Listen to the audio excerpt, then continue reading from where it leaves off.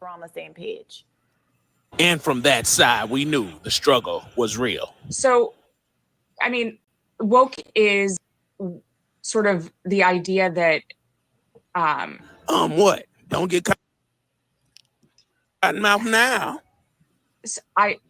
If you don't know, just say that. This is going to be one of those moments that goes viral. Indubitably, we're going to make sure of it. I mean, woke is something that's very hard to define, and we've spent an entire chapter defining it.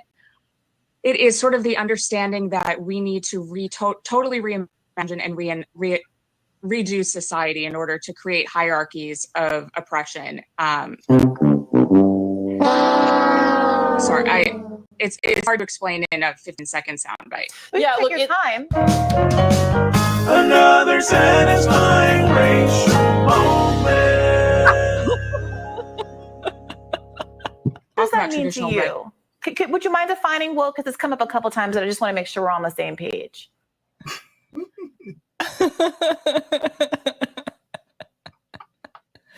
Yeah, I'm diving into that tonight. That's oh my God, it's been a something. It's been a something. Sabs, I'm telling you, look, I saw that, I busted out laughing. I'm like, what in the? I'm like, it made it to him. Jeez Louise. Now everybody's clowning on her. Well, hey everybody, good to see you. Today is Thursday, the 16th of March. So good to see you. Welcome to the Sabby and Jaybe show. Now, it's a little early, ain't it, Sabs? Yes. It's all Sabby's fault, by the way. It is. I know some people are probably wondering, like, why are they starting so early in the day? But yeah, I have an interview tonight at 7, so that's why we switched the time. Yeah. So this is the reason why. And so that's why we're having this a little early. But good to see all of you here today. The Sabby and Jaybe show is typically live on Thursdays at 6 p.m. Eastern Standard Time. But you can also catch Sabby a little later tonight at 7 p.m. for her interview, as well as you can catch her here on RBN on Fridays at 6 p.m. as well. And you can catch me on RBN on Sundays at 1. I also have my own channel. You can catch me on Tuesdays at 2 p.m. Eastern Standard Time. Also, by the way, if you guys did not know, we also do fundraiser for our graphics designer, Aaron. If you guys would like to help with that, you guys can go to Venmo at Revolutionary Blackout or Cash App $ Mutual Aid Forever for the fundraising for our graphics designer. She does an amazing job. Very fun animations, and I deeply appreciate it very much. So thanks to Aaron. Also, if you guys would like to get notifications, as you guys see scrolling down below, you guys can also go to our Substack at Revolutionary Blackout Network. And then also thank you to our patrons on Patreon. For without you guys, we would not be able to do this as regularly as we do. So yeah. Sabs? It should be a really interesting discussion today because I have a bone to pick with Deion Sanders. Just gonna start off by saying that much. Uh-oh. Spicy Sabby is the best Sabby. Let's just put that out there. So we're gonna say hello to everybody in the chat. We're gonna do it really quick because we got some stuff to get to. But first off, we have the Jam Mom sends your great clip. All right. We have Wari coming in saying, hey, everybody. We have Kendo's Boat coming in saying, yay, Sabby and Jaybe time. Hey, and lots of love to the RBN fam. So happy to be catching y'all live today. Woohoo! Keep loving, keep fighting. Thank you. Rick Solis coming in saying, hey, y'all. Good to see you. Venta Cafe says, I love that clip. Yeah, I just had to do it. It was funny. All right.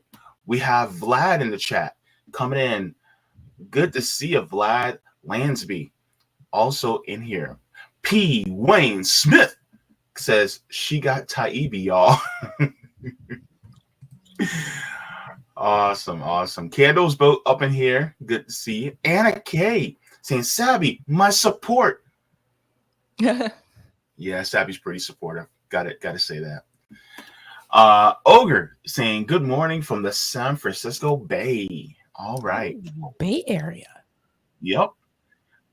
Oh, that's a whole nother story about the NAACP doing what they did. That's just wrong. There'll be stories about it coming up soon. Trust and believe that. Carrie Espinoza says, I'm digging the sound effects. Good to see you both. Have a wonderful Thursday, guys. Thanks for sharing. Thank you, Carrie. Good to see you. All right. And we have my bestie, Sweary Fairy, coming in saying, my lovelies, happy almost weekend. That's right. We're almost there. This much, Steps. This much. All right. Let me move on. You make me laugh every day. Sakudo says, what's good, y'all? Happy almost Friday. Oh, remember that camel that said hump day? Yeah. That was actually a Super Bowl. It was a Super Bowl commercial, I think, at first. And then it just kind of, I think it premiered at one of the Super Bowls and then it just kind of caught on to people. Yeah, that was a great commercial. It was wonderful. We have Red Berets for Medicare for All saying, glad to be knitting for Medicare for All as I listen. Go ahead. Knit that beret, baby. Knit that beret. Something I have no idea how to do. I do not know how to knit at all. My grandmother crocheted for quite a while. She made a lot of Africans. Yeah, I wish I could. She asked me if I wanted one, and I told her I wanted one, but I don't think she ever got to it because she was taking care of my grandfather, and he was, bedridden. So I used to know how to crochet. We learned that in home ec. They taught us how to crochet. They didn't teach us how to knit though, which is interesting. You guys had home ec? It was required actually. We didn't have it. Yeah, I know a lot of schools have removed like home ec and wood shop like classes like that, but yeah, we had to take it. Yeah, I know a lot of schools, especially a lot of the more affluent schools, particularly predominantly white schools, public schools, they have wood shop, they have metal shop, they have auto tech, they have all these different things. Like we have a technical school, education school, not too far from here, but you literally have to go there to have it done instead of it being done. Like we didn't have swim class. We don't have a swim. Yeah, we didn't either. Swim isn't as, I don't think swim is as common because if the school doesn't have a swimming pool, then it's like you can't, Yeah. So it's wild, but yeah. All right. Arif coming in saying Clintonism consolidates. Interesting. E. Heller says Chicago male candidate Brandon Johnson running a lot of pre-roll ads on YouTube. I see. That's a big story. The Chicago mayor story. Yeah. I know Kit's been talking a lot about that. Like Hardlands is really good with that. But yeah, it's crazy what's happening right now. I gotta have Kit on because I want to talk more about what's going on because he was talking about I think Brandon Johnson about how he was a Green Party candidate in the mayoral race and he was happy for him, but then I think Brandon Johnson dropped out and is endorsing a Democrat. I think that's what's going on right now. You talking about Jamal Green? Jamal Green, yes, I'm sorry. Yeah, he is. I saw that video last night and I was like, what?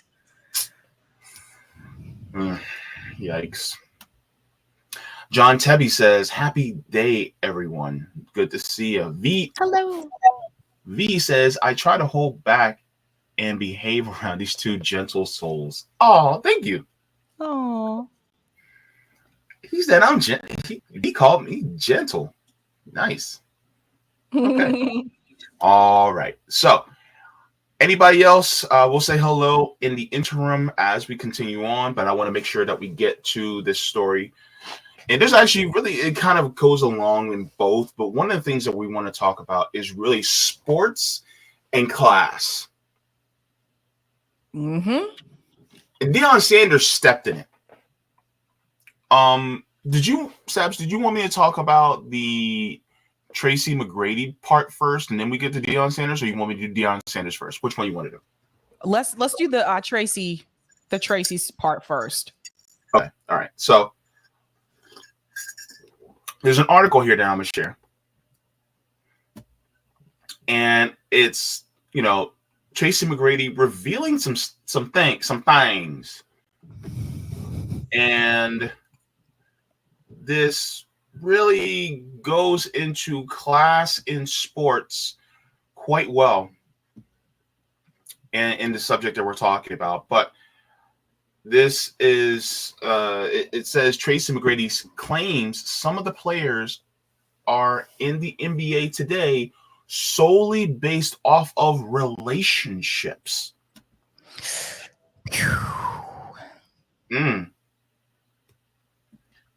So let's get it. Says getting into the NBA isn't easy by any means. You need to be extremely talented to make it in and stay there, even as a bench warmer. There are some, though, who Hall of Famer Tracy McGrady believes are in the league today solely based on relationships. Quote, there are guys in the NBA that should be thanking God every day. They're lucky to be in a position because some of these guys are there based just off of relationships. This is really the case in most walks of life, as having positive relationships with the right people does help some get into positions that they might not be completely qualified for.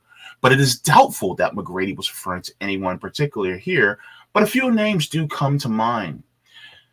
There would be many who would point to Thanasis, and Teto Kono. I'm sorry. Giannis. Yeah. Being on the Milwaukee Bucks purely because of his brother Giannis. It was also talked about forever that Austin Rivers was in the NBA solely because of his father, Doc Rivers, especially when Austin played for Doc on the Los Angeles Clippers. So his credit Rivers managed to shake off that label and has gone on to have a solid NBA career. Thanasis could do the same, but until then, it will always be said that he is in the league only because of his brother. Then they talk about Tracy McGrady's career, average 19.6 points per game, 5.6 rebounds per game, and 4.4 average assists per game. So he was a 7-time All-Star and won back-to-back scoring in 2003 and 2004. And he played for 15 seasons, but in Orlando Magic here. But the thing is that what does that say to you, Sabs, about because it makes me wonder, isn't that, if that's the same with the NBA, could that be the same with the NFL or the MLB? I think it's like this in every profession. It's all about who you know. I mean, don't get me wrong, you need to have talent, like obviously, but there are some that have talent that are not given the opportunity because they don't know anyone, right? Like, take, for example, Steph Curry. Steph Curry, excellent, phenomenal basketball player. Not trying to take that from him at all. But people also have to understand that Steph Curry's dad was also in the NBA. So when you already kind of have that relationship, it can make it a little bit easier for you to at least be introduced to the opportunity. Like, that's the thing. Like, some people don't even get their foot in the door because they don't know anyone that can help them. And it's like I said, it's like this in pretty much every profession. I mean, it's like that. I worked in higher ed. It's definitely like that in higher ed. There are interviews that I got that I would not have gotten if I didn't know someone and had them put in a good word for me. You can see this as well when you look at, if we want to look at like the culinary field.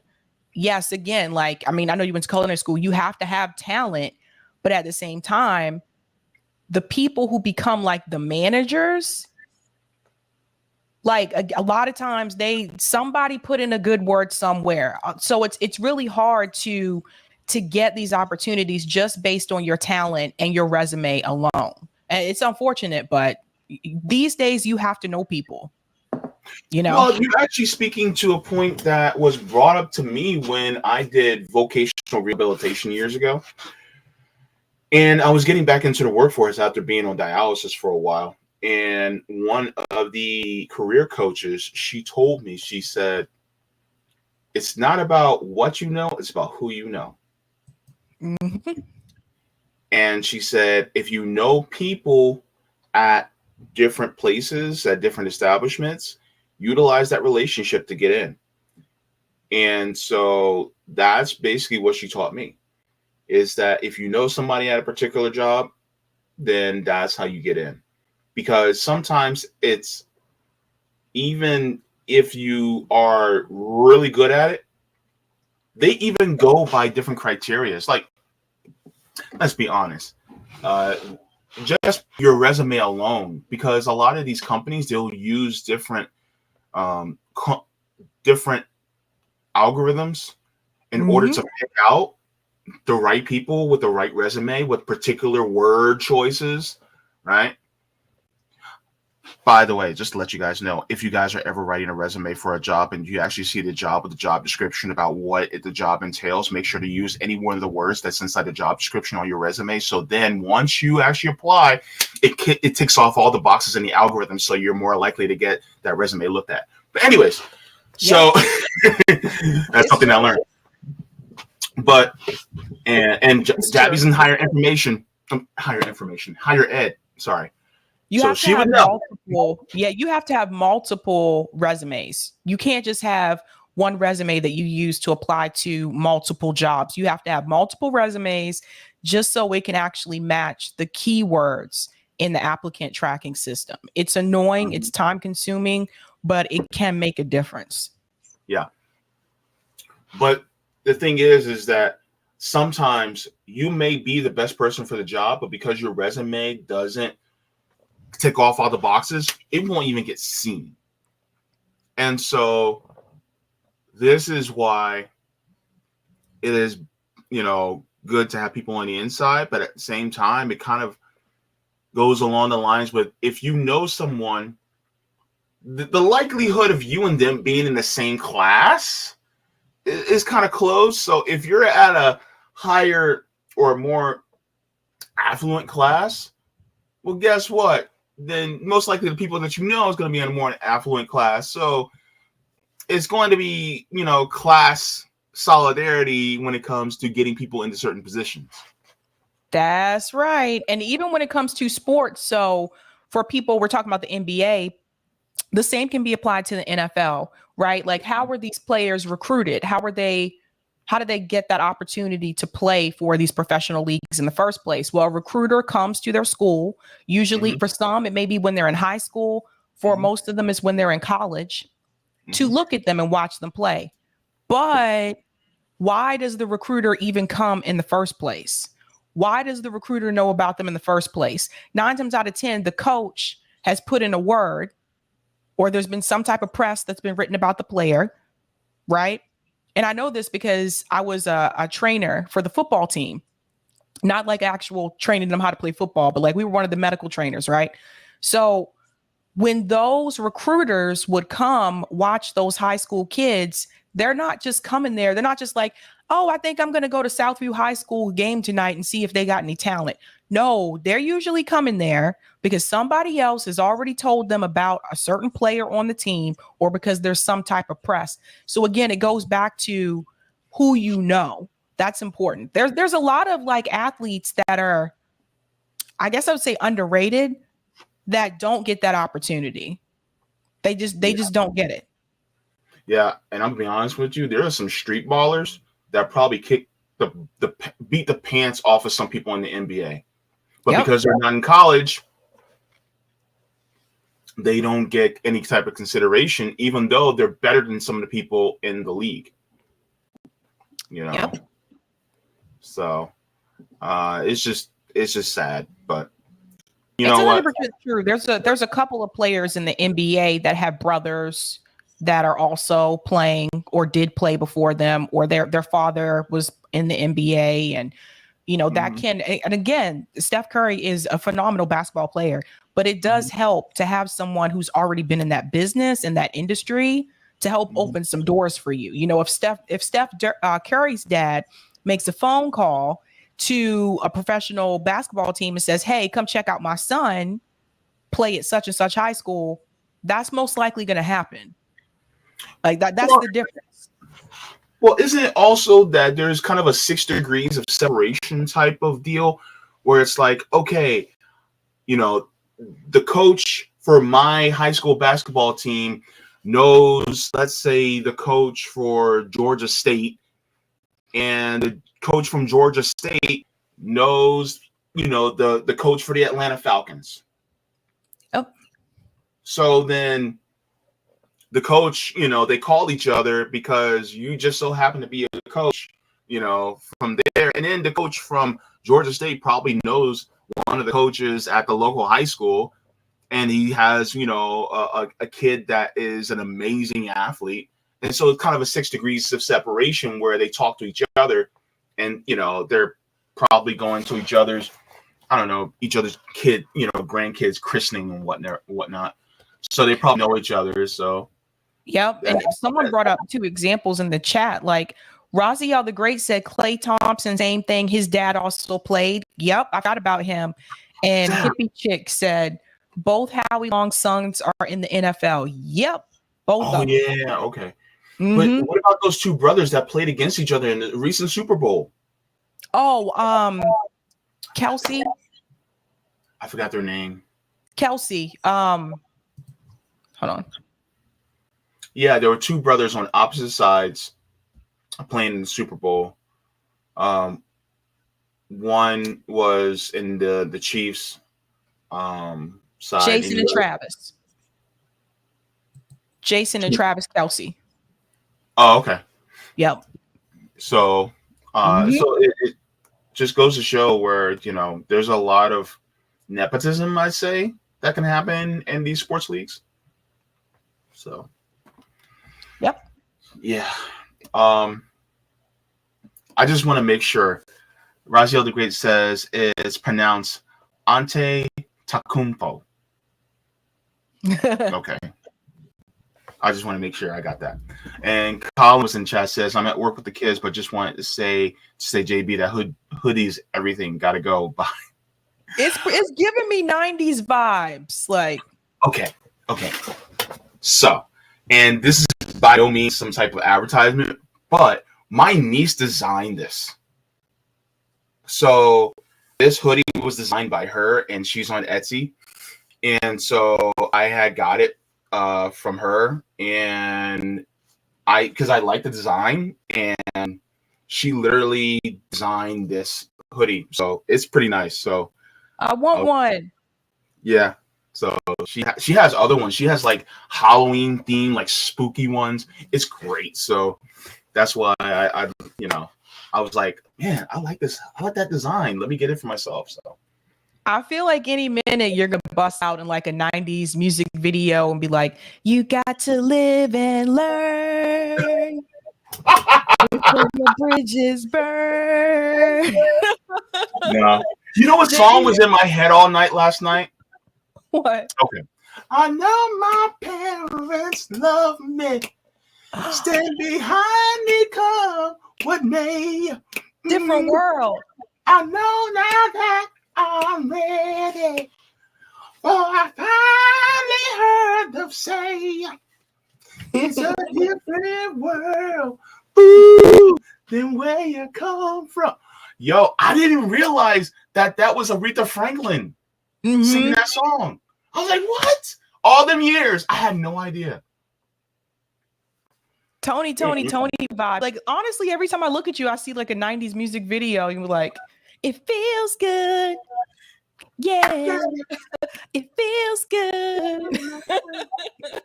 Really feels good to make the dreams pain.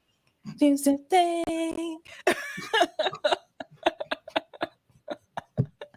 I'm telling you, JB, I love the hoodie though. I love that hoodie. It does give me 90s vibes. Like you just would come out like cross colors style. Like on you some blue jeans and some high top. Yep. Some high tops, maybe some Jordans. Oh man, or some high top Air Forces. You like she's playing hard to get. I'm gonna clap out it. Dear God, you're taking me back right now. Whoo, man. But yeah, so there was that's what Tracy McGrady was talking about. Now, as far as Deion Sanders, Deion Sanders says some things. And first, I'm going to play what Deion Sanders said. And then I'm going to play what Conscious Lee actually responded about it, which I think is really interesting. So let me see, make sure I get to the right point. So 9:20. All right. And that's good. All right. So let me share my screen. We're going to share what Deion Sanders said.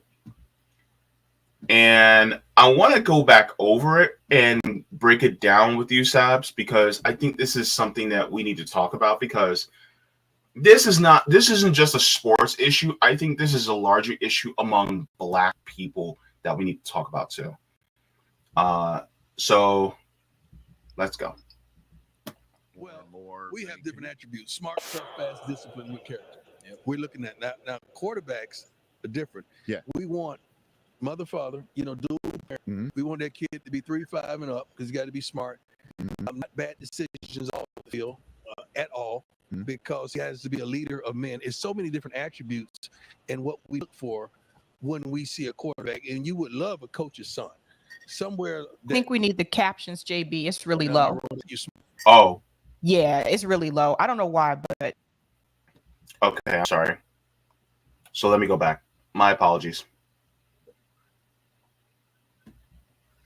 All right. So hopefully that'll be better.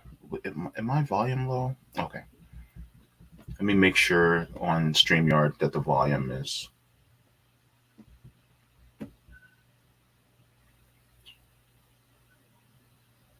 I won't help me do that. Okay. Let's go.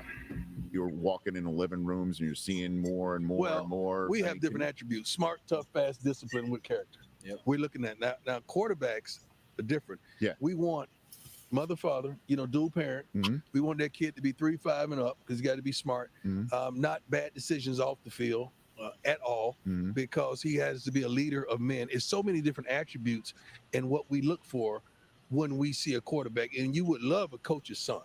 somewhere that the coaches coached him. And I'm not going down my road. I see you smiling because I know who your quarterback is he's right talking now. about my son. I didn't just build a template for my son, but that's what really we look for in quarterbacks. Different positions are different. Like O lineman, I look for dual parent homes, right? A strong father that they adhered to, right? Smart kid, at least 3.3 and above. You're also describing Hurts. Yeah, tough. Well. I mean, physical. I mean, offensive lineman. Defensive lineman is totally opposite. What do you mean? Single mama. Trying to get it. He's on free lunch. I mean, I'm talking about just trying to make it. He trying to rescue mama. Like mama barely made the flight. Trying to get out the mud. And I want him to just go get it. It's a whole different attributes that you look for in different positions. And we have that stuff just chronicled. We know what we want and we go get it. Deion Sanders here. That is such a classist take. It is really disgusting what he just said. Yeah. So I wanted to break this down and go back over this because there's a couple pieces that I actually want to go over with you, Sabs. But overall, what are your first thoughts before we do that? I have so much to say because it speaks volumes to the fact that they're laughing. Like, I don't think they realize how problematic this is, that you are basically saying that number one, you don't care as much about other positions. And when it comes to the QB, basically what he's saying is he's not willing to recruit someone for a QB position that doesn't come from a two-parent household. As if like that person would automatically be written off in Deion Sanders' recruiting book. And that's a problem. Yeah. So I have my thoughts, but I'll do that in the breakdown. But let me just go over a couple things here.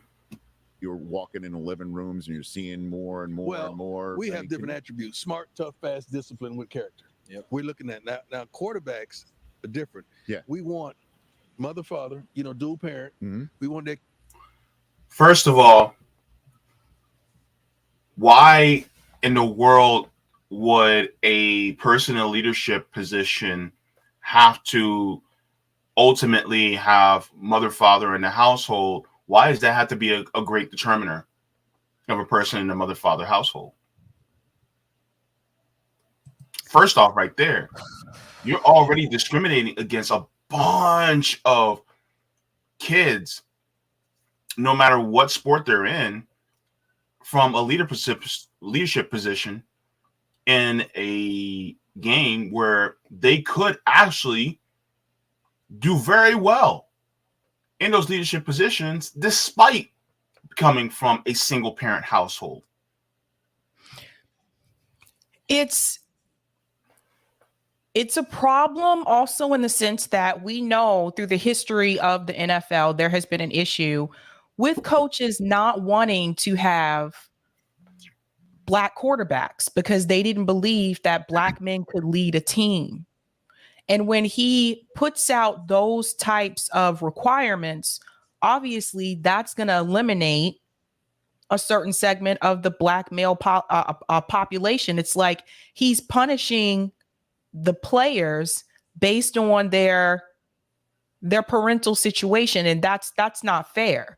He's making this is very stereotypical, I feel like, for Deion Sanders to say. And to say, like, with the quarterback, well, they have to be smart. We want them to come from a two-parent household, as if someone who comes from a two-parent household is not necessarily intelligent. Then he says we want them to have a 3.5 GPA. First of all, again, as someone who worked with the football team when I was in high school, I can tell you, I don't think any of our football players had a 3.5 GPA, but they knew how to play when it came to that, like getting on the field. They knew how to play. We went to championship my senior year. So it's just Deion Sanders requirements. This is really messed up because that QB requirement most of the time is not going to apply to white men. And that's the thing. they are more likely going to come from a two-parent household. So he's already limiting his pool. Yeah. You see the problem, JB? Yes. And the thing is that here's one of the biggest problems is you talk about how you want them to come from a two-parent household, but the thing is the black community, the nuclear family, which I think we need to go more towards a more extended family, more towards a kind of takes a village to raise a child type of thing. But even still, think about all the black men that have had kids that have been taken in by our carceral system because of the way they target black men, especially, and they weren't around to help raise their kids because of the way the system is, because the way the system catches them and places them in slavery within our carceral state. So then, is it really their fault as to why you have a lot of these young men that are in single parent households, right? Then on top of that, what if the kid did come from a two-parent household, but one of the parents died? What about that? Like Lamar Jackson. Who is a phenomenal quarterback with the Baltimore Ravens. See, that's a perfect example. So someone like him, would have been excluded. His dad died when he was a kid. Wow. So Deion Sanders wouldn't have been looking to recruit Lamar Jackson as a quarterback. And Lamar Jackson turned out to be a phenomenal quarterback. You guys see the problem with the thinking? I see the problem. Wow. Okay. So next point. Mother, father, dual parent. Mm-hmm. We want that kid to be 3, 5 and up because you got to be smart. Mm-hmm. Not bad decisions off the field. That point right there. No bad decisions off the field. So you want your kid to be perfect. Look, they're 18, because he's talking about college football. Between 18 and 21, that's full of bad decisions, bruh. Yes. They made bad decision after bad decision after bad decision after bad decision. Even the ones who are the goody two shoes make bad decisions. So what are you looking for? Are you looking for Jesus? Like, really, dude? Are you kidding me right now? That's what it sounds like. I mean, it's just, and define bad decisions. What kind of bad decisions?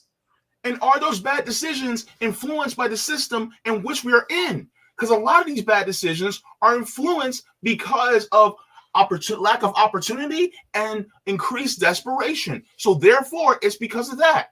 And then on top of that, they also become products of their environment because of the capitalist system that we live in. Because guess what? The system is screwing our youth. And so now you have a bunch of kids who probably didn't cognitively develop as well as they should have. Maybe because there were times where they had to go, home hungry because they didn't have enough food. Meanwhile, you have our government cutting food SNAP benefits for over half of Americans who receive emergency SNAP benefits. And so guess what? It's going to perpetuate into when those kids get to high school and want to graduate from college. And guess what? They may be a little bit cognitively behind because they didn't get, what they needed as far as their material needs being met.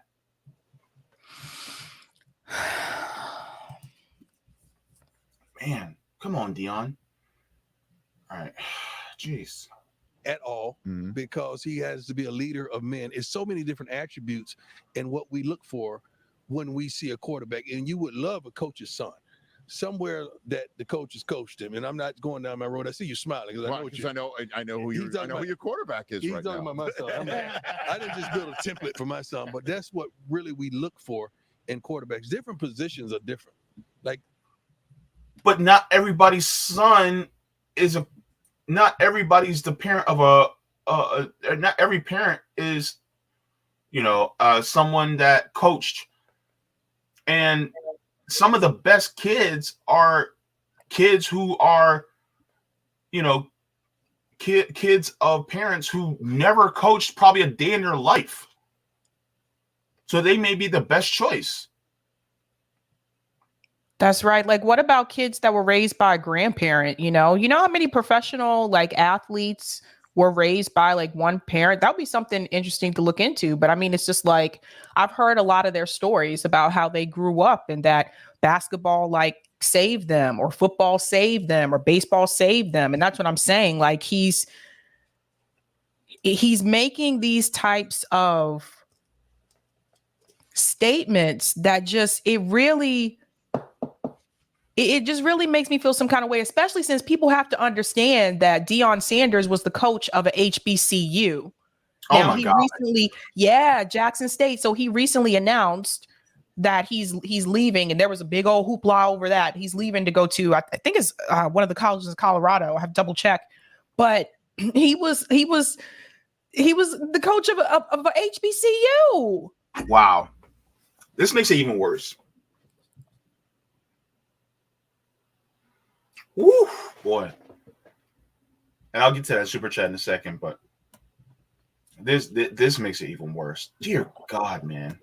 Like old linemen, I look for dual parent homes, Right. a strong father that they adhered to. Right. What does that mean? What is a strong, exactly? What do you consider to be a strong father, though? Yeah. Like, What? how does What? I mean, strong in what way? Physically strong, or strong because they're present, or strong because, vocally strong? Like, in what way? In what way? Like this, why are you judging the kids based off of their parents? That's the problem. Thank you. Kids can't help where they come from. They can't help who their parents are. They can't help, especially if they grow up in poverty, they can't help that. A child has no control over that. And for you to dismiss people based on who their parents are and based on where they grew up, this is ridiculous. Imagine if any other employer did this, JB. Imagine if other employers were like, oh yeah, I want to hire you. You don't come from a 2-family home. Like, that's wild. Like, you don't do that, man. And then I'm sorry, go ahead. I want to mention this one because this was right in my head. I was going to mention, thank you, Martin, Jason Tatum, who plays for the Celtics. He's like probably the best player, one of the best players that we have on the team right now. Was raised by a single mother and is a leading candidate for MVP in the NBA. Jay Morant has two parents, is in trouble for flashing a gun. So Martin is making a comparison there. And that's true. Like, a lot of us here, we know about Jason Tatum's story. His mom like comes to his games. Like, yeah, she was a single mom. I think she had 3 jobs at one time, raising him. And look at how Jason Tatum turned out. So it's just, I can't. But here's another question. Why aren't we marveling at the kids who are in a disadvantaged position, who are able to get this far despite that position? Shouldn't that even make it even more of a reason to actually say, you know what? Let me put this kid in a leadership position, because this kid has actually done so much more despite coming from a 2-parent household, or despite coming from a disenfranchised position. Like, why aren't we doing that? Why aren't we looking at, like, my God, you come from poverty and you're doing all this? Imagine if all your needs are met, and imagine if you had a great base of support. Okay, let's put this kid in a leadership position and let's uplift him. But instead, it's like, oh no, you were put in a disenfranchised position. We're going to keep you in that disenfranchised position. Even though you're displaying leadership qualities. For some of these kids, this is their ticket out of poverty. That this is their way out. Like LeBron James. That's another example. LeBron James, also single mom. Like, it's just, this is a very troubling. Like, yeah. The Jam Mom says he has internalized all stereotypes. I can't disagree. Unfortunately. Rick Solis says, but even now, Lamar Jackson doesn't get the respect he deserves still. That's true. That is true. When they talk about top quarterbacks or best quarterbacks in the league, a lot of times they don't even mention him. And people want to point to Patrick Mahomes. Remember, Patrick Mahomes' dad was also a professional athlete. Oh, so I didn't know they'll mention him a lot. You know, I mean, he's biracial, but they'll mention him a lot. But, you know, someone like Lamar Jackson, a lot of times just flies right under the radar, and they don't mention him unless the Ravens are like killing it, like they're winning like 7-8 games straight. But I mean, he is a force to be reckoned with. Wow. Eric Gray, thank you so much for the super chat. It says Deion Sanders was born and raised in Fort Myers, here in Florida. Fort Myers, Florida. Yep. Oh man, just like me, and he should know better, especially given that he grew up in a single parent home. Like, wow. Eric Gray says Shannon Sharp is an example of a player who was raised by his grandparents. Yeah, he's talked about that a lot on Undisputed. He has talked about that. Yeah. Thanks for the super chat, Eric Gray. But that's like, and you know what? Here's the crazy part. You and everybody in the chat is proving him wrong just right now, just from these few seconds. So, Smart kid, at least 3 and above. You're also describing Hurts. Yeah, as tough. Well. I mean, physical. I mean, offensive line. My defensive line is totally opposite. What do you mean? Single mama. Trying to get it. Can we pause? He's on free lunch. Why are they laughing at that, and why is he comfortable with them laughing at that? That's a great question. Like, here you have, like, let's just look at the picture, look at the optics. Mm-hmm. White guys hosting the show. Mm-hmm. Deion Sanders is the guest. He makes that remark, and the white guy's laughing at it. And Deion Sanders is totally okay with that. Mm-hmm. What's funny about that? What's funny about the fact that you were raised by a single parent? What's funny about that? Mm-hmm.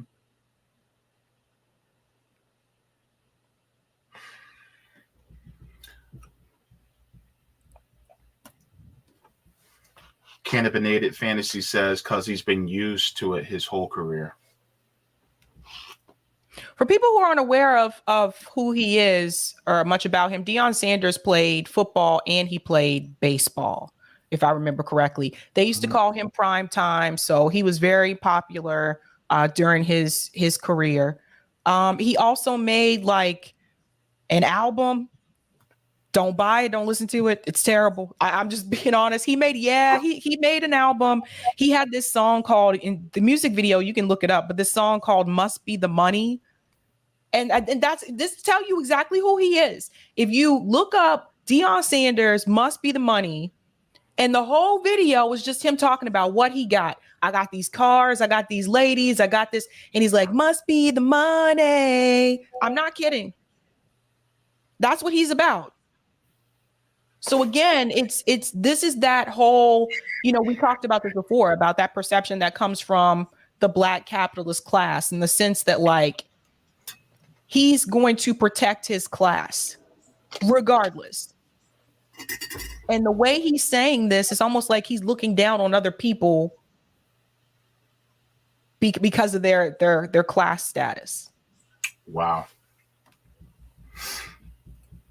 And he's saying single mama, like, like, I mean, I'm talking about just trying to make it. He trying to rescue mama. Like, mama barely made the flight. Trying to get out the mud. And I want him to just go get it. It's the whole. Mama barely made the flight.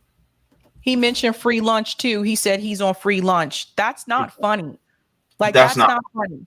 All the hosts are white, JB, and they're all laughing. Yeah. And as a kid that was raised on free lunch from kindergarten all the way to my senior year in high school, it's not funny. It's not. Because you're just perpetuating this. Oh, if you keep them poor, they'll be hungry and they'll work harder for you. This is the capitalist mindset. What is so different between what he said and what John Tapper said regarding his guard dogs? If I keep my guard dogs hungry, then they'll perform well for me in guarding my property. And that's the way he feels about people like us. Keep us hungry. Keep us under the threat of homelessness. Keep us under the threat of not having health care. Keep you under the threat of having to work under duress so that you perform better for the capitalists. Yeah, because they know that you're going to work harder because they know that you have to. Which is BS, because that's already been debunked. People will work hard regardless if there's something that they're interested in. And so this is the capitalist mindset, man. Yes, super patriot. Hunger isn't funny. Absolutely. I know what it's like to be hungry. He's not addressing the poverty issue. You know, this is another one of those things too, where I said, and I think Minnesota just passed this, that if you're at a public school, the lunch should be free regardless. It's a public school. Yes. It's not a private school. But if everybody had free lunch at those schools, then you wouldn't have people pointing fingers at the kids who do have to have free lunch. And I think, Deion Sanders trying to be funny here. What he may not realize is that, for me, having worked in education, some of those kids that are on free lunch, that's the only meal they get to eat that day. Yeah. I don't see what's funny about it at all. Yeah. Golly, man. Whole different attributes that you look for in different positions. And we have that stuff just chronicle. We know what we want and we go get it. Deion Sanders. And it makes it seem like he doesn't care as much when it comes to the linebackers. Just like, oh, they're just linebackers. So I don't care if they have a high GPA. I don't care if they come from a single family home. They're on free lunch. Like, they're just linebackers. And people have to understand, like, defense wins games. Mm-hmm. So you should care. It just these requirements that he has. It's like, you don't win without the defense. And let me explain what I mean by this. Okay. This is why you can look at a score. Like, sometimes when I watch highlights, you can look at a score and you can look at this game and say, damn, how did they score like football game? Like, how did they score like 35 points and still lose? Because the defense didn't do their job. So the offense can kill it. And we've had this problem before in the Patriots back when Brady was still with us, and we still kind of have this problem now. But there were times when Brady didn't have as much to work with offensively, and there were times when he did have a lot to work with offensively, but the defense would lose the game, meaning that they would let people slip by, or there would be fumbles and just not blocking people when they're supposed to. So we've had those seasons where our defense was just not strong. And that's why I continue to tell people the offense can score as many points as they want to, but if the defense is not holding the other team back, you can still lose. So the defense is the linemen. They are important. It's just, I don't like the linebackers. I don't understand this type of logic that he has. I don't get it. But it's classes. Yeah, but this is like saying the managers are the people who matter more. The regular workers behind the counter, they don't matter. The people who are in the back of the kitchen, they don't matter that much, but the managers do. This is like saying the CEO is the person that matters, but let a CEO run the company without the workers. Let that happen. Take a queen bee out of a colony. You know what I'm saying? You can put in another bee, and guess what? The colony will be fine. It doesn't make any sense to disparage one group and hold up another, but then be classist and gatekeeping to any type of leadership positions within the team. And that's why some people in those situations don't get those leadership opportunities.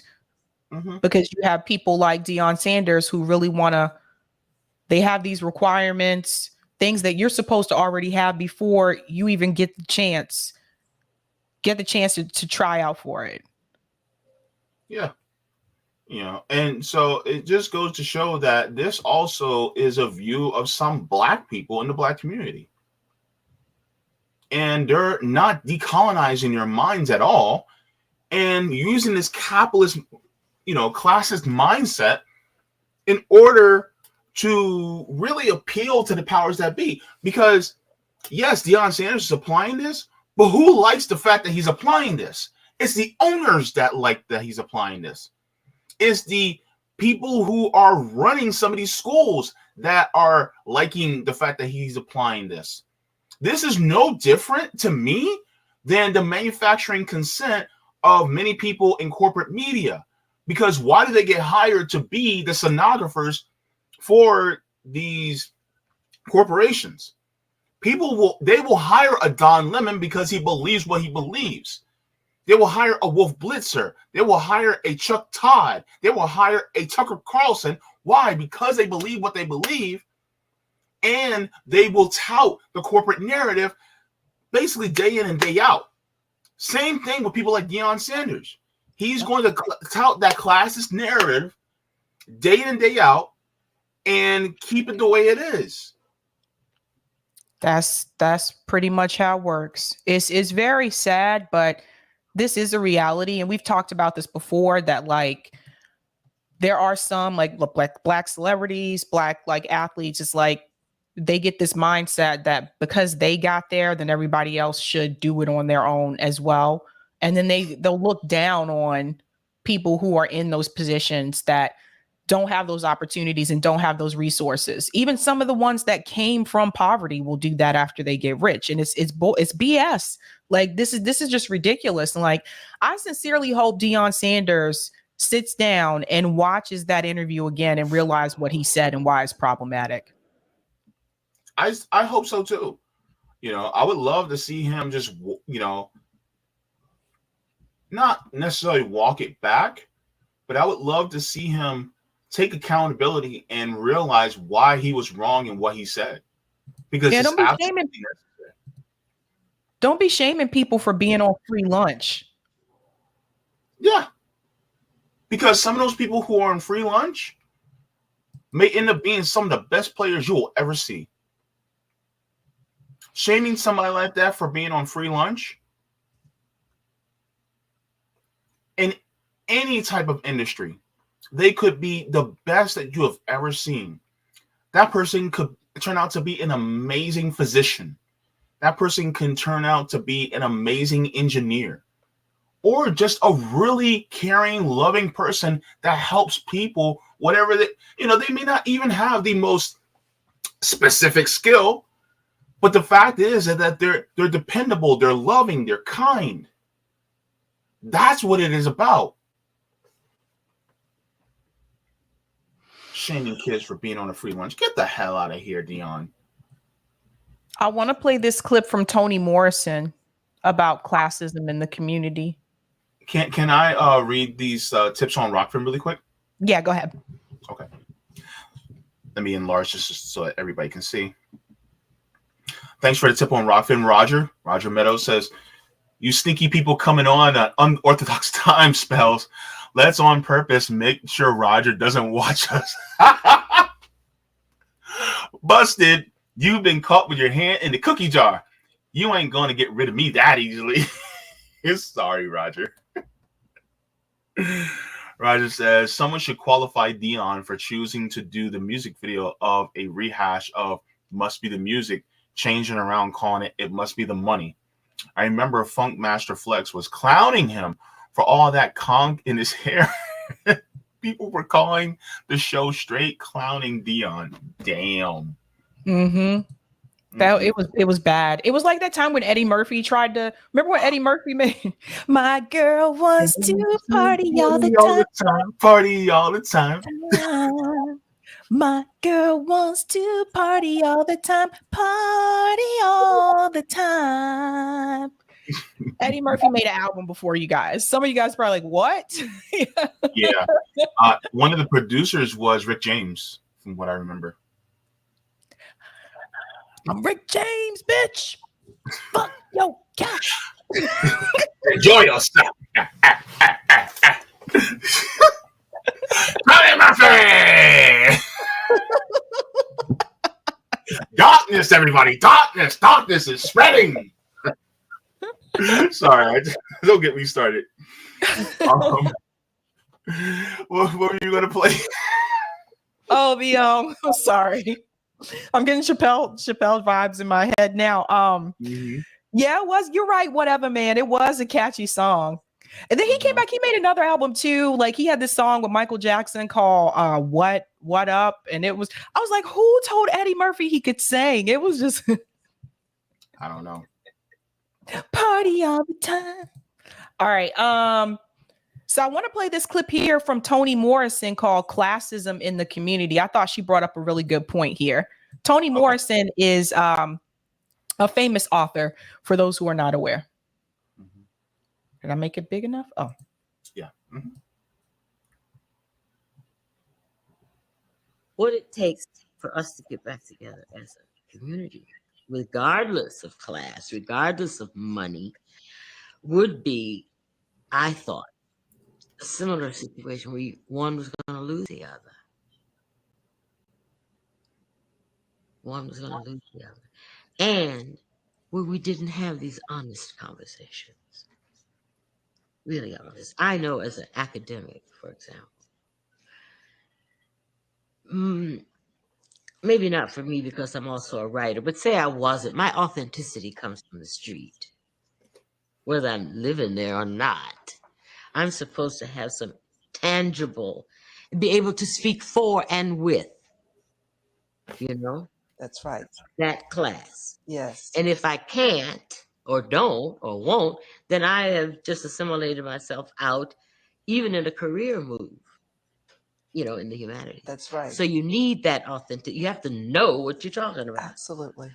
So on the one hand, there's the authenticity comes from the street, but is anybody talking to the street or are they just talking about the street? Where is the union, you know? That's why somebody like Cornel West interests me. Me too. Because he teaches at Princeton, he never goes on a lecture where he doesn't insist on going to a high school, public high school, or prison. That's what I've been told. And he talked to me the other day about his graduating class at Sing Sing. I said, I'm his 6. That's a big and important commitment. He's not isolating himself, and he's not patronizing. No. Not when he does that. Not when he does that. No. They want, you know, half of them, they don't even want to hear him. They don't even want to come to the graduation. Yes. That's what I mean. That's a different kind, that's a deliberate kind of identification that is not casual. And that's another exposure too. That's right. It truly is. That's right. That's right.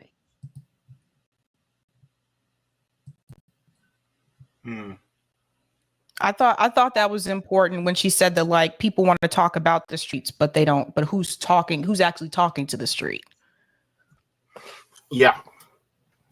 And it's true. Oh, go ahead. Not only do a lot of people who are Black, once they make it, they pull up the financial ladder, but they also pull up the intellectual ladder, right? And they pull up the social ladder. So they're not coming over to socialize with you no more. They're not coming to help you economically anymore. They're not coming down there to teach you how to get out of it. So therefore, they cut themselves off. So all these people who talk about, I'm from the streets and they made it, guess what? No, they're not anymore. Everybody from NWA is no longer from the streets. All them, they ain't from the streets no more. They've been so out of the streets, it's not even funny. The person that probably can't speak to is probably Ice Cube, maybe, because he's trying at least. But the rest of them, no, they're not in the streets anymore. Not really. Because the thing is, it's like, okay, they're trying to, and plus on top of it, if they did, they would realize that you can't do it through a Black capitalism. You can't do it through that.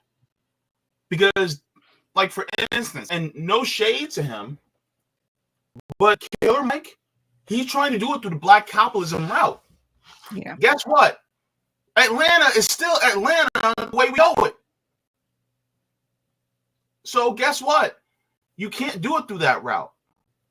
And the thing is that I would love for a lot of them to start listening to what Fred Hampton said. We will not beat capitalism with black capitalism. We'll beat socialism. This is the thing. You cannot sit here and try to adapt yourself to an economic system that enslaved us. And not to mention, in reference to Atlanta, even right now, you have like Buckhead, which is an area in Atlanta. More professionals live in that area. Buckhead is trying to detach itself from Atlanta, like physically detaches. It wants to break away from the rest of Atlanta right now. There's legislation in place for that. So I think it just goes to show you really have to pay attention to what's happening, what's going on. When JB talks about these different ladders, we talk about pulling up the education ladder.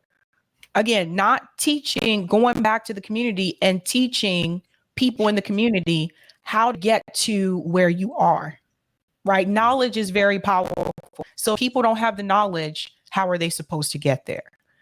The second one, economic ladder, not going back to the community that you grew up in and donating financially, which these guys are millionaires, donating financially in some way, shape, or form to help better the community. Whether it's LeBron's really good at doing this though, like building that school that he built in Cleveland, doing something like that, like giving back to the community. And then 3, the social ladder, which is also very important, because if the people in your community, in your former community, if they don't have the connections, the social connections, that's another thing that can prevent people from getting out of poverty. So when you pull up all 3 of those ladders, you're basically leaving the people in your community to suffer and struggle, and you have the resources and the means to help people, and you're choosing not to do so. But you want to go onto a talk show and make fun of the people that get free lunch.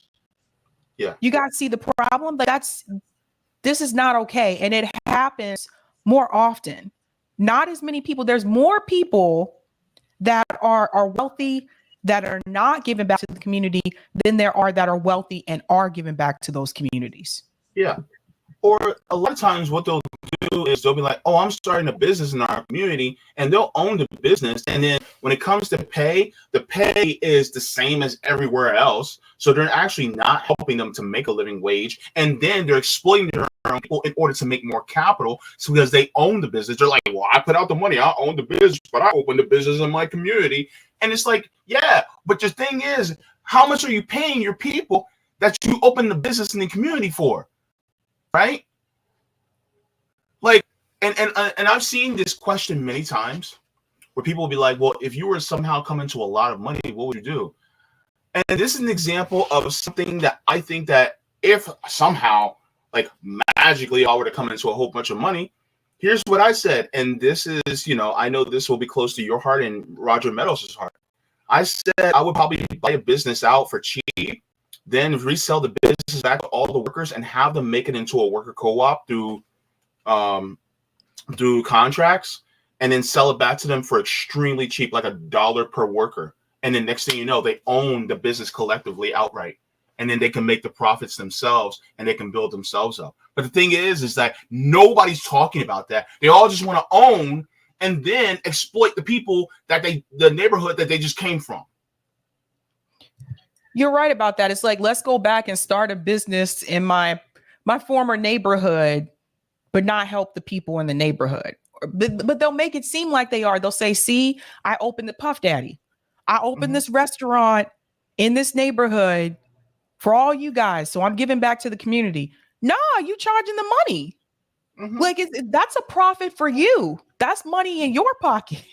Like, how is that? Oh, well, this is going to create jobs where you're still paying them the same minimum wage as the other employers. Look, I'll put it this way. When people talk about creating jobs in the hood, look, people who sell drugs on the street actually have a job. It's selling drugs on the street. That's job creation. People don't think about it like that, but they're employed.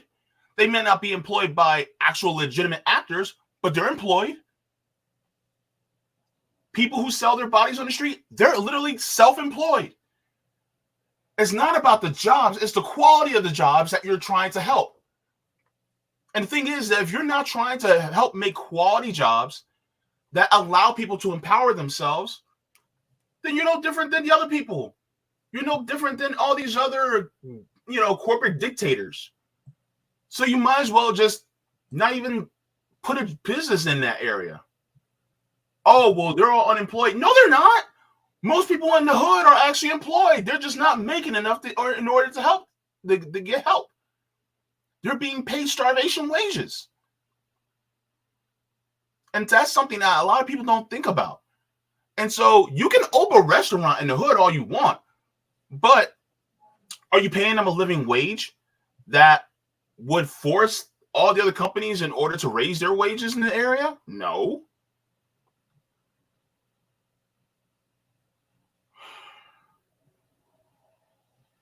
And are you willing to go at a loss for the people in your area? Are you willing to not make a profit just so that they can actually make more, so that they can pull themselves up by their bootstraps? No. Can I play that comment from Jay-Z about the capitalism? Oh, please. Go ahead. I need to laugh. Okay.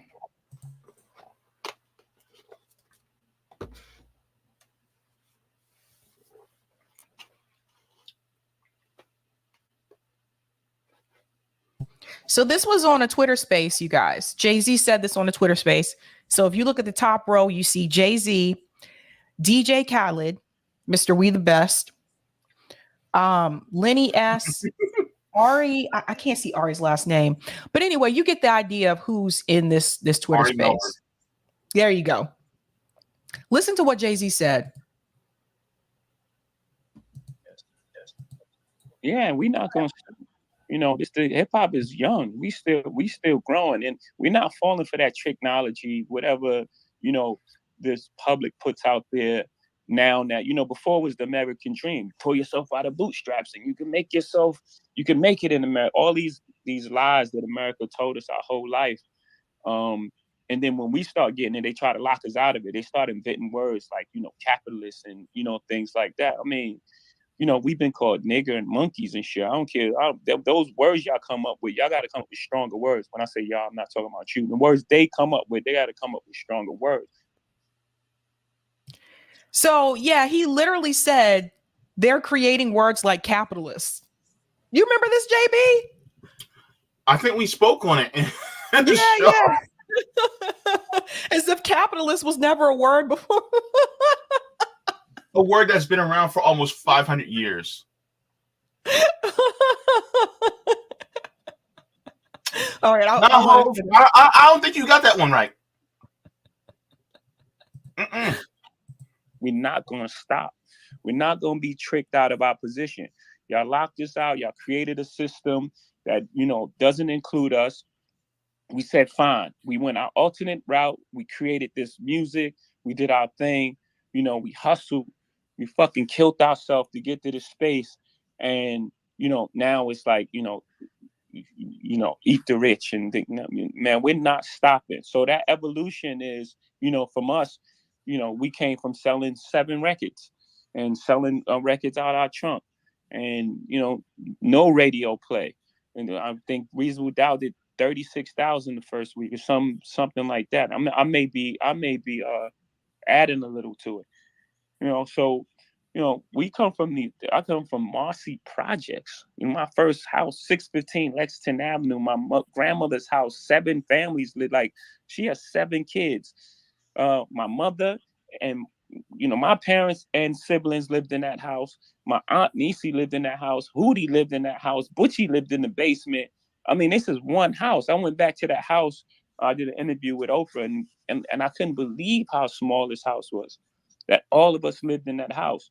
So, again, that evolution that you speak of, it's just real, and it's happening in real time, and I'm talking about it. And, we're not going to stop, and we're not going to stop talking about it. You're not going to trick us out of and make us feel ashamed to be successful in a place that, set up a system for us to be dead at 21.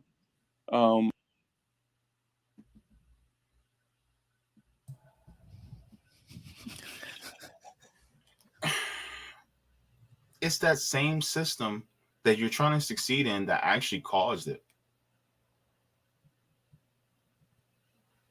It's like, how do I get out of this pool of water that's boiling? Do I jump out of the pool or do I swim in deeper to get out of it? Like, I'm pulling myself out of the pool. I'm trying to get out of it. Why am I going to keep going deeper? What? You think you're going to go through the ground to get to the other side? No, just get out of the pool. Well, the thing is, the system that he's complaining about, I mean, it's capitalism that's the issue. Like the argument that he's making, and he's saying you guys are inventing words like capitalist, but then he talks about like how he grew up in Mossy projects and things like that. And like, wow, it was that many people living in this house, but that's a part of the capitalist system. Yeah. He just doesn't want to say capitalism is the issue. Yeah, because you have people who are capitalists like him, who exploited family members like his, so that they had to live 7 people in one house like he did. So what's the difference? He's becoming the same people that he complains about oppressing his family. And he exploited other artists too. Yeah. Because some people may not remember, but Foxy Brown, before there was Nicki Minaj, there was Foxy Brown. Mm-hmm. This is going back to the 90s. And, a lot of people ask, like, whatever happened to her? Like, you guys should look up and read about her story. But Jay-Z exploited her too. And she was young. Mm-hmm. I just wanted to play this response from Conscious Lee about what Deion Sanders said too, because this is really good. And he comes up. Can you tell who that is just by talking to him now that you're walking in the living rooms and you're seeing more and more and more? We have different attributes: smart, tough, fast, disciplined with character. Yeah. We're looking at now quarterbacks are different. Yeah. We want mother, father, dual parent. Mm-hmm. We want that kid to be 3, 5 and up because he's got to be smart. Mm-hmm. Not bad decisions off the field at all, Mm-hmm. because he has to be a leader of men. It's so many different attributes in what we look for when we see a quarterback. And you would love a coach's son, somewhere that the coaches coached him. And I'm not going down like old lineman. I look for dual parent homes, Right. a strong father that they adhered to. Right. Smart kid, at least 3.3 and above. You're also describing Hurts. Yeah, as well. tough. I mean, physical. Offensive lineman. Defensive lineman is totally opposite. what do you mean? Single mama. Trying to get it. He's on free lunch. I'm talking about just trying to make it. He trying to rescue mama. Like mama barely made the. So the highest paying position on the field is for the people that come from the highest paying households. No, better than that. So what if the quarterback comes from a single divorced household and they the coach's son? Oh, consciously, you ain't play football, so you don't understand this. Man, I play more snaps in football than many of the sports journalists that make a living on talking about what I'm talking about. Now, what good is it for us to talk about how we need more black coaches in the Power 5 conference, and these black coaches get in that position and do the same practices as their white counterparts? But consciously, if other coaches are doing it, how are you going to be mad at him? The entire point of talking about the uniqueness of a black coach being in Power 5 is to change the practices. So y'all recognize that what he said justifies the legacy of pushing black quarterbacks in college and in the pro to a different position because you don't have the leadership or the discipline because you come from a single parent household. And man, oh man. So is he going into defensive players' homes and asking them, how many sacks do you have? You're going into quarterbacks' homes and asking them, what is your completion percentage and how long your parents been married? Man, but it is a certain mentality that you need to have for certain things. Y'all are tying mentalities to people's social background. Did Patrick Mahomes come from a single parent household? Did Lamar Jackson come from a single parent household? Smart, tough, disciplined, with character. You telling me that those characteristics are only dictated to 2-parent households or 1-parent households? The quarterback position is the highest position on the field, and you telling me you can recognize that a poor defensive player want to save mom. Why would they want to save mom with the highest paid position on the field? Why would you relegate them to the lower paid positions on the field? I'm going to be posting more about this because y'all picked the right one. And he comes. Love it. Love it. Love it. We should bring him back on, JB. Someone mentioned it in the chat. Yeah, I had him on last year on the JB show. I need to bring him back on. Yeah. He need to come back on. That is spot on. And he's right. The quarterback position is the highest paid position on the field. Mm-hmm. Yeah, and it's just absolutely ridiculous how, we gatekeep like that. It's as if your attributes are necessarily dictated by your economic standing or your socioeconomic standing. It's just wild to me. Yeah. But you know what, JB? That kind of reminds me of like when you look at things like even internships, like most internships are unpaid. And for kids that are coming from like working class families that have financial aid, they can't afford to take unpaid internships. So the kids who usually get those internships are kids who are coming from families that already have money. Isn't that messed up? So again, it's like those positions are reserved basically for people who already come from the economic means to do so. Mm-hmm. Thanks to Scott Johnson for the tip on Rockfin. Thank you so very much.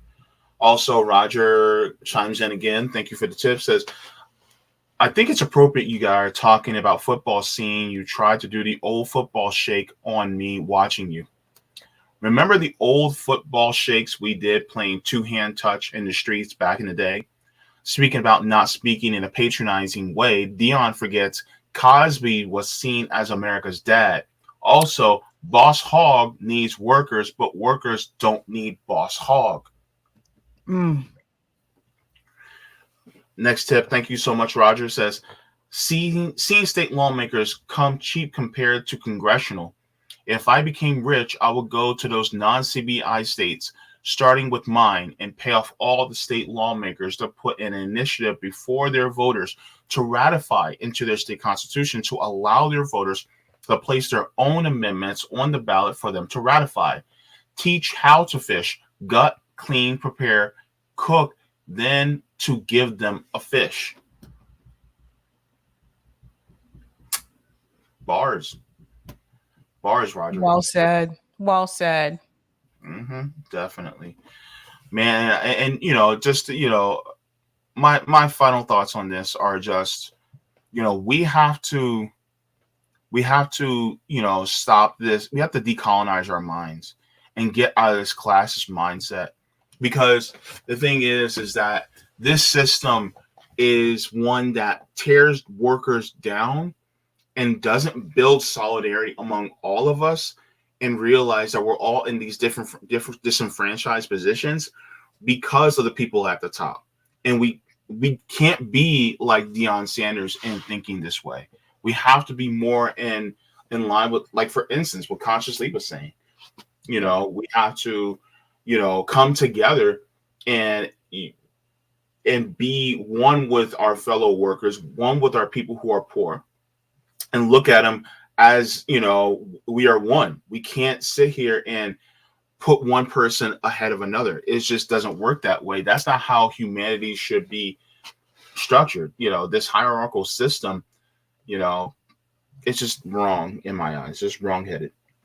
Well, I wonder how his players feel about his remarks. That's a good question. Wonder how they feel. I wanted to shout this out to you though, JB. V said JB is a good model for this hoodie.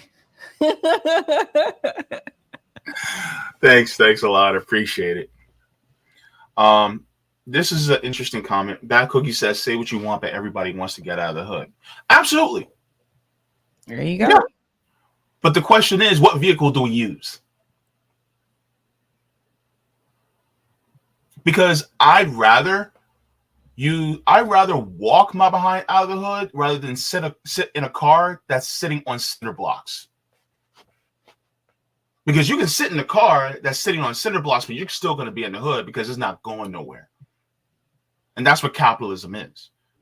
It's sitting in a car that's on cinder blocks. Whereas I'd rather take my Chevrolets and walk my happy ass out of the hood.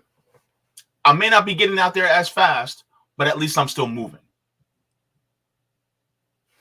So yeah. Kona Ursa says, and what did these guys do anything to give back when, if they visited? No, they just flossed. Right. Like when Jay-Z had that interview with Oprah that he was referring to when he went back to Mossy Projects, did he donate money to Mossy Projects? Did he give money to the community? Did he offer to build, like as much money as Jay-Z have, did he offer to build more housing for people in that area? Or did you just go back there with Oprah to show Oprah where you came from? See, that's the problem. I think the mindset is just don't bring cameras in and be like, I used to da-da-da-da-da-da. And you're not there anymore now, but you're not helping those people either. Like, why are those projects still there? Why haven't they been fixed? Why haven't they, what has Jay-Z done to help out the people who are still in that situation?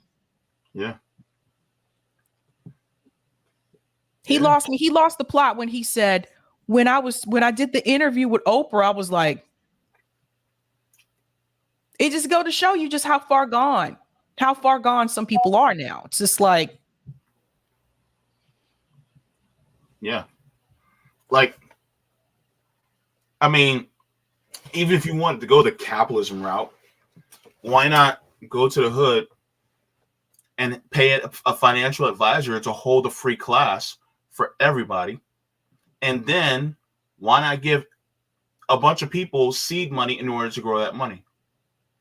Or if give them you want to go the capitalist route, it's like, okay, I have $100,000, right?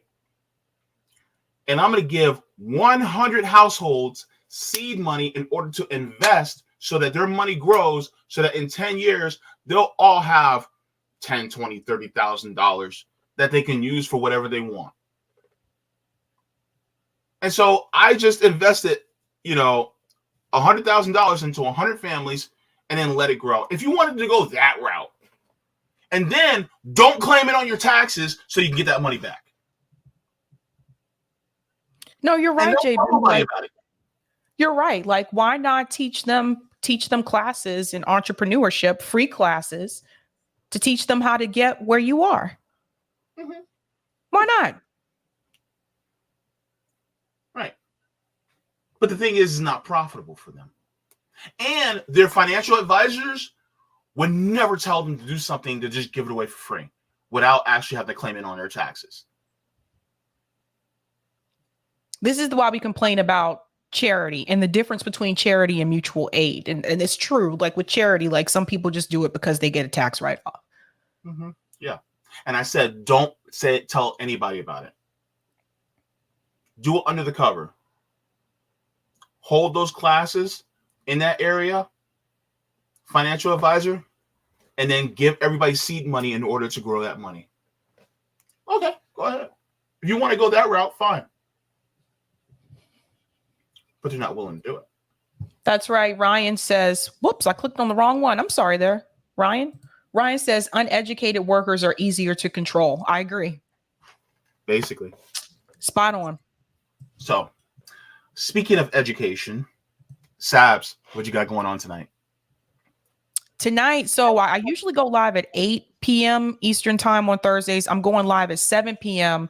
Eastern time tonight because Matt Taibbi is coming on. So I'll have that interview first, and then I have 2 news stories to cover after that, and then we'll do call-in after the show. Nice. I will probably be going on live a little bit later, before Sabby, of course. But I'll be going on a little bit later. I'm thinking about just saying the hell with it and just start reading Laziness Does Not Exist by Dr. Devon Price. Because I want to get into this book and I'm thinking about doing it. I'm thinking about just start doing like 3 different readings because, this looks like a book that is relatively short and I actually want to get into it. So I'm thinking about just doing that and starting it. So I think that'll be pretty cool. So Roger Meadow says rock. Okay, let's go there right quick before we go. You'll have to let me know how that book is. That title alone cracks me up. Yeah, I read the introduction already. I think I should start with the introduction and the. I think I'll start with the introduction and chapter 1. Thanks for the tip. Roger says, coming from Jay-Z's Generation X, I completely understand where he's coming from not a defense. Don't cancel me. Okay. Roger, that's not progressive. He says, I know you millennials be trigger happy with the cancel machine. Jokes, man, jokes. I'm just not effing with you, but I'm just effing with you. But we were born at the end of Black revolutionary communist socialist activism, grew up outside of it. People like Jay-Z grew up remembering Melly Mel's lyrics from Melly Mel's lyrics from The Message. He says, you'll admire all the number books takers, thugs, pimps, and pushers, and big money makers driving big cars, spending 20s and 10s, and you'll want to grow up to be just like them. Smugglers, scramblers, burglars, gamblers, pickpockets, peddlers, even panhandlers. In other words, street capitalism. They are the result of pulling Black men out of the home. Welfare, CPS, drug war, mass incarceration. I see. That gives me context. Thank you so much. Appreciate it, Roger. All right, so Sabs, I think that's it. We're ready to go. Yep. All right. Well, you guys, Nick and CJ, they should be. Let me see if they're coming on. They typically go on at 3. Yeah, let me see if CJ did the thing. The thing. While she's looking, also just let you guys know, for our fundraiser for our graphics designer, if you guys can go to Venmo at Revolutionary Blackout Network or Cash App $ Mutual Aid Forever so we can pay our graphics designer, Aaron. Thank you so very much to Aaron as well. She makes great designs like this, showing his whole class. So yeah. Thank you so very much for that. Also, you guys can go to RBN on Substack so you guys can get email notifications as well. And thank you so to all the patrons on Patreon, because without you guys, we would not have this channel to be able to do. Also, did you guys like the stream? Thing. Well, I guess I don't see one posted just yet, but maybe who. Oh, wait a minute. Oh no, that's a premiere. That's not a live. Is that no? That's not what I thought it was.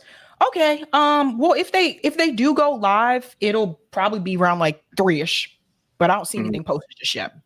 Yeah, I'm having a feeling that they may end up doing it like around 4. Oh wait.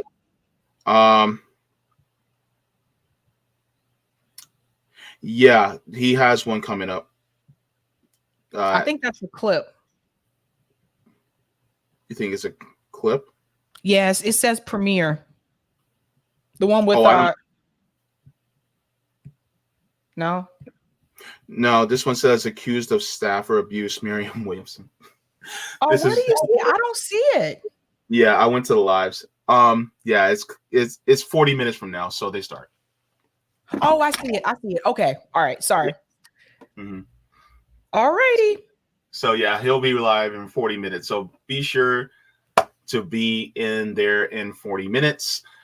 Sab, have a great show with Matt Taibbi. Make sure Sabby's channel at 7 p.m. Central. Then in 40 minutes, be sure to be there with CJ in 40 minutes. All right. Make CJ happy. And make sure to like the stream as soon as you go in, because CJ's going to check. 90s hoodie. 90s hoodie. Wait. Boom. Jump. Some of them try to rhyme, but they can't rhyme like this. Can't rhyme like this. Jump. Love you, everybody. Take care. Rock on, baby.